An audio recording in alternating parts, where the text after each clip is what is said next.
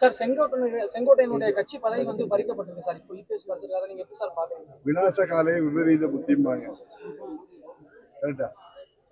அதுதான் ஒரே ஒரு செங்கோட்டையன் ஒரு மூத்த தலைவர். 72 புரட்சி தலைவருக்கு இயக்கம் கண்ட காலத்திலிருந்து கிளை செயலராக இருந்து வந்தவர்.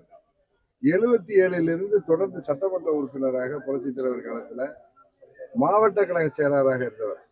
87 புரட்சி தலைவர் மறைவுக்கு பிறகு அம்மா அவர்கள் தலைமையேற்ற ஜே அணியில அப்பொழுது அமைச்சராக இருந்த அண்ணன் முத்துசாமி அவர்கள் கூட அந்த மாவட்டத்தில் 11 எம்எல்ஏக்கள்ல 4 பேர் தான் போனாங்க. இவர் கூட 7 பேர் இவரை சேர்த்து அம்மா அணிக்கு வந்து அன்றையிலிருந்து அம்மாவின் தொண்டராக இருந்தவர்.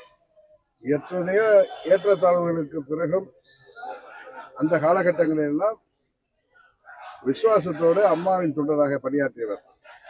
அப்படி சிறந்த ஒரு மூத்த நிர்வாகி. அவர் அவரது கோரிக்கையான அம்மாவின் தொண்டர்கள் அனைவரும் ஒன்றிணைய வேண்டும் என்பது கட்சியை தாண்டி பொதுமக்கள் விரும்புகின்ற கோரிக்கை. அவரை பதவியிலிருந்து நீக்குவது என்ன சொல்லுவாரு?